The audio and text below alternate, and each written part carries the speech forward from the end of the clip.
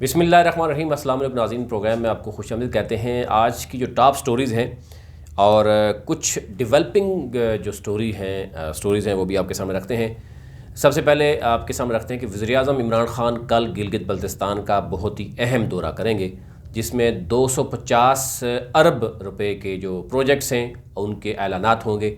वो तफसीलात आपसे शेयर करते हैं कि जनाब वज़ीर-ए-आज़म पाकिस्तान कल कब कहाँ और कितने कितने प्रोजेक्ट्स यानी शुरू होंगे। लेकिन गिलगित बल्तिस्तान में मुख्तलिफ़ रीजन्स में उसमें सवालात भी उठ रहे हैं। उन सवालात का जवाब कौन देगा और वज़ीर-ए-आज़म का जो 250 अरब रुपए का जो प्रोजेक्ट्स हैं वो किस किस एरिया में लगेंगे और कितनी बड़ी तब्दीली गिलगित में आएगी। दूसरी अहम ख़बर है कि वज़ीर-ए-आज़म आइंदा यानी नेक्स्ट वीक में वो सऊदी अरब का भी दौरा करेंगे। और एक और खुशखबरी ये भी है कि सऊदी अरब में जो बार बार हम चीखते भी रहे हैं कि सऊदी अरब में जो सफारत खाने का अमला है वो वहाँ पर सऊदी अरब में मौजूद जितने भी ओवरसीज़ पाकिस्तानीज़ हैं उनके साथ वहाँ पर ज़्यादती भी हो रही है। ज़्यादती किस तरह की होती है कि वहाँ पे पासपोर्ट के इश्यूज़ हैं, दीगर जो इश्यूज़ उनको दरपेश होते हैं वहाँ पर उनसे रिश्वत ली जाती है और उसके कुछ सबूत फ़ाइनली वज़ीर-ए-आज़म के पास पहुँचे। और एक खुशखबरी उन ओवरसीज़ पाकिस्तानीज़ के लिए जिन्होंने आवाज़ उठाई और अब वे फ़ैसला किया गया है, उनको वापस बुला लिया गया है सफारत खाने के अमले को जिसके ख़िलाफ़ कंप्लेंट्स थी। और वज़ीर-ए-आज़म का जो है बड़ा सख्त नोटिस लिया गया कि उनको फ़ौरन वापस बुलाया जाए और बुलाने के बाद यहाँ पर उसकी तहकीकात भी होंगी और दूसरा अमला जो है वो उसके बदले में दिया जाएगा। और वज़ीर-ए-आज़म ख़ुद भी सऊदी अरब का दौरा करने वाले हैं नेक्स्ट वीक में।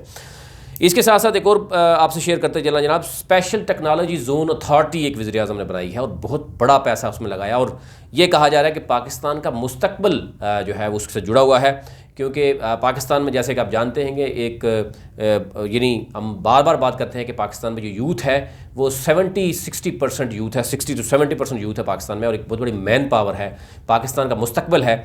उसके हवाले से ये स्पेशल टेक्नोलॉजी जोन अथॉरिटी जो बनाई गई थी उसमें जो उसके चेयरमैन हैं डायरेक्टली, क्योंकि वो वज़ीर-ए-आज़म इमरान ख़ान के अंडर आते हैं, वो मेंबर्स के ख़ुद चेयरमैन हैं। तो उसमें जो आमिर हाशमी साहब हैं उनके ऊपर सवालात उठे हैं, उन समेत बाकी जो दीगर तकर्रियाँ हो रही हैं उस पर सवाल उठे हैं और उसमें बहुत बड़ा इंकशाफ हुआ है। वो पूरी की पूरी आपके साथ इन्वेस्टिगेटिव रिपोर्ट आपके सामने लाएंगे कि उसमें मामला क्या सामने आया है। और वज़ीर-ए-आज़म ज़ाहिर है डेफिनेटली इस पर नोटिस लेंगे तो डेफिनेटली बहुत सी चीज़ें आएंगी, अदरवाइज़ ये डायरेक्टली वज़ीर-ए-आज़म इमरान ख़ान ही इसमें फंसते हुए नज़र आते हैं। आगे चलते हैं। B4U यानी एक बहुत बड़ा स्कैम था जिसने तकरीबन 4.5 लाख पाकिस्तानी अवाम से इन्वेस्टमेंट के नाम पर वो पैसा लिया गया था। सैफुर-रहमान नियाज़ी और उनकी जो मिसेज़ हैं यहाँ पर पाकिस्तान में फ़्रॉड कर रहे थे, लेकिन क्योंकि उसका हम बार बार चीखते रहे कि ये फ़्रॉड हो रहा है, लेकिन ज़ाहिर है जिस तरीके से बताया जाता था कि जनाब बहुत बड़ी इन्वेस्टमेंट कंपनी है, फाइनली उनकी फैमिली समेत 15 से 20 अफराद जो टॉप लीडर्स हैं वो ECL में उनका नाम फाइनली डाल दिया गया है। मैं आपसे शेयर करूंगा कि कौन कौन से लोग उसमें ECL में नाम उनका मौजूद है और उनके पर जो नैब अब कार्रवाई करने जा रहा है वो है अलग से है। दूसरा, इसके अलावा जो सोशल मीडिया पर जो यूट्यूबर्स थे, जो नेटवर्कर्स इनका हिस्सा बनते थे या वो इनका और वो आवाम को जो है बेवकूफ़ बनाने की कोशिश करते थे, फ्रॉड करते थे, उनके ख़िलाफ़ नैब ने साइबर क्राइम FIA के साइबर क्राइम को भी जो है वो उनका डाटा भेज दिया है। और बहुत जल्द जो यूट्यूबर्स हैं जो अभी भी B4U के लिए बात कर रहे थे, काम कर रहे थे और आवाम को बेवकूफ़ बना रहे थे, उनके ख़िलाफ़ भी घेरा तंग होगा। आगे चलते हैं। एक और खुशखबरी है सरकारी मुलाजमीन के लिए। वफाकी हुकूमत में जो सरकारी जो मुलाजमीन हैं उनको 9 छुट्टियाँ होने जा रही हैं ईद की, और रेस्ट ऑफ दी जो प्रोविंस है उसमें 10 से 15 मई तक छुट्टियां होंगी। लेकिन आपको इल्म है कि जब 10 से 15 का मतलब है कि कुछ जो पंजाब और बाकी जो दीगर सूबे हैं उसमें सैटरडे छुट्टी नहीं होती, लेकिन क्योंकि हम देख रहे हैं कि ये सरकारी मुलाजमीन को पूछने वाला होता नहीं है, काम वो भी 8 से लेके 16 तक करेंगे, लेकिन सूबों में 10 से 15 बताया जा रहा है और वफाकी हुकूमत को 8 मई से 16 मई तक यानी 9 छुट्टियां होंगी और ये ऐलान बाकायदा तौर पर कर दिया गया, तस्दीक इसकी हो चुकी है। बहुत से लोग पूछ रहे थे कि अभी तक क्लियर नहीं हो पा रहा, नोटिफिकेशन जारी है, लेकिन अभी ये तस्दीक हो चुकी है। वफाकी काबीना की ने जो है वो निसफ सेंचुरी पूरी कर ली है। ये वो काबीना है जिसमें वज़ीर-ए-आज़म इमरान खान कहा करते थे कि जनाब उनकी बड़ी छोटी सी काबीना होगी, वो प्रोटोकॉल भी नहीं लेंगे, और ये मामला चल पड़ा है और अभी 27 काबीना के मेंबर्स हैं, आप जानते हैं। उसके साथ साथ 4 वज़राए ममलकत हैं और 15 मावने खुसूसी हैं, 3 मज़ीद उसमें ऐड हुए हैं, 50 हो गए हैं, यानी निसफ सेंचुरी पूरी हो गई है। और अब इसमें मज़ीद क्या बात करें, लेकिन फ़र्क हबीब जो वज़ीर ममलकत हैं, वज़ीर इत्तलात जो मामले खुसूसी, वो फ़र्क हबीब जो हैं वज़ीर ममलकत बने हैं।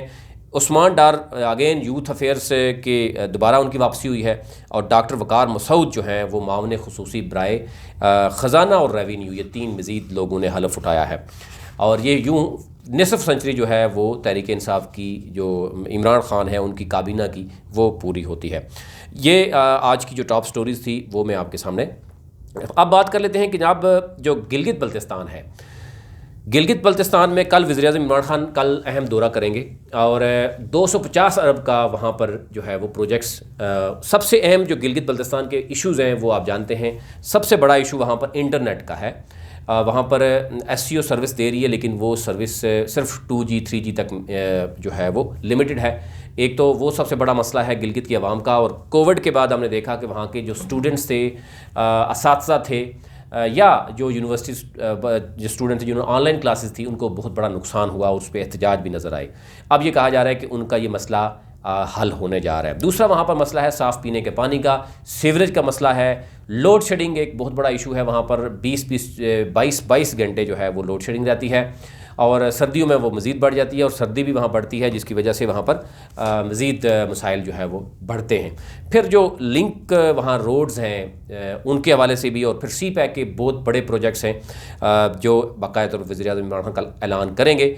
उसमें कुछ एरियाज़ के तहफ़्फ़ुज़ात भी हैं, अभी से उस पर गुफ्तगू हो रही है, और अब देखना ये होगा कि क्या ये जो तहफ़्फ़ुज़ात हैं वहाँ के कुछ रीजन्स के, जैसे अगर हम गीज़र की बात करें वहाँ पे, और इस तरह के मज़ीद जो डिस्ट्रिक्ट्स हैं उनकी तरफ से आवाज़ उठ रही है कि जो 250 अरब के प्रोजेक्ट्स हैं उसमें कुछ एरियाज़ को इग्नोर किया जा रहा है। अब देखना ये होगा कि क्या ये जो मामला है इसको टेकअप किया जाएगा, और उनके जो डिमांड है उसको पूरा किया जाएगा। एक तो कल इसमें देखने में आएगा। दूसरा, वज़ीर-ए-आज़म ने बताया कि सऊदी अरब का विज़िट करने वाले हैं, और सऊदी अरब में जो सऊदी सफारत खाने में जो पाकिस्तानी मौजूद थे, जिनकी तरफ से बहुत बड़ी बड़ी कंप्लेंट्स थी, जिस पे हमने पहले भी आवाज़ उठाई थी कि वहाँ पर करप्शन का बाज़ार गर्म था। फाइनली वज़ीर-ए-आज़म देर आयद दुरुस्त आयद, ये बहुत पहले हो जाना चाहिए था, लेकिन फाइनली उनको वापस बुला लिया गया है। उनके ख़िलाफ़ यहाँ कार्रवाई की जाएगी, और नेक्स्ट वीक में वज़ीर-ए-आज़म इमरान ख़ान का एक्सपेक्टेड है कि वो सऊदी अरब का दौरा करेंगे, और बड़ा अहम दौरा होगा। उस पर भी बात हो रही है कि जनाब सऊदी अरब के साथ ताल्लुकात जो है वो वापस बेहतरी की तरफ आएंगे। जो पैसे मांगे जा रहे थे, गुज़ारा हमने पैसे ही देने होते हैं लोगों के, तो वो पैसे शायद उसमें मज़ीद जो है वो कोई और कोई प्रोजेक्ट ना मिल जाए उनकी तरफ से। STZA यानी स्पेशल टेक्नोलॉजी जोन अथॉरिटी, जो मैंने पहले जिक्र किया कि इसमें भी डायरेक्टली वज़ीर-ए-आज़म जो है वो, क्योंकि इसको देख रहे हैं, उसमें आमिर हाशमी साहब जो कि उसके चेयरमैन हैं, उनकी तकर्री समेत तमाम जो तकर्रियाँ हैं उन्होंने अपने ही लोगों को नवाजने के लिए कोशिश की गई है, उसमें सवाल उठ रहे हैं, और बड़े संगीन इल्ज़ामात हैं उनके ऊपर। उस पर भी एक तफसीली इन्वेस्टिगेटिव रिपोर्ट आपके सामने रखेंगे। हुकूमत का जो आपसे शेयर किया है कि B4U और आल पाकिस्तान प्रोजेक्ट के जो CEO है आदम अमीन चौधरी, वो नैब की कस्टडी में है, और कल यानी 30 अप्रैल को दोबारा वो नैब में पेश किया जाएगा उनको, और मज़ीद ये ज़राए बता रहे हैं कि उनका मज़ीद 14 रोज़ा रिमांड लिया जा सकता है, क्योंकि उनके ख़िलाफ़ मज़ीद आवाम की तरफ से शिकायत आ रही हैं, और उसका दायरा इख्तियार मज़ीद बढ़ता हुआ नज़र आता है। और उनकी फैमिली जो अभी तक शायद ये समझा जा रहा था कि वो इन्वॉल्व नहीं है, अब उसमें बहुत सी चीज़ें सामने आई हैं कि बहुत सी ट्रांजैक्शन सामने आ रही है कि वहाँ पर पैसा जो है वो आवाम का दिया गया है। और अब आवाम की तरफ से भी, क्योंकि हम देख रहे हैं जो डिले हुआ, क्योंकि बार बार लोगों को कहा जाता था नैब के पास ना जाएं, तो जो ही डिले हो रहा है नैब के पास आवाम भी आना शुरू हो गई है। दूसरी तरफ B4U जो एक अगेन पोंजी स्कीम थी, और सैफुर रहमान नियाज़ी और उनकी मिसिज़ और चंद लोग जो 15 की लेयर बताई जा रही है, जिसमें टॉप लीडरशिप है, उनको भी नैब की तरफ से एक तो उनके ख़िलाफ़ भी नोटिस उनको होने जा रहे हैं, और साथ साथ ECL में उनका नाम डाल दिया गया है, और जो ताकि जो आवाम है उनको जो पैसा है वो वापस निकाला जा सके। अभी तक लिए ये चीज़ें थी वो आपके सामने रखी। मज़ीद इस हवाले से हम आपको अपडेट करते रहेंगे। आप हमारे साथ जुड़े रहिए। बहुत शुक्रिया।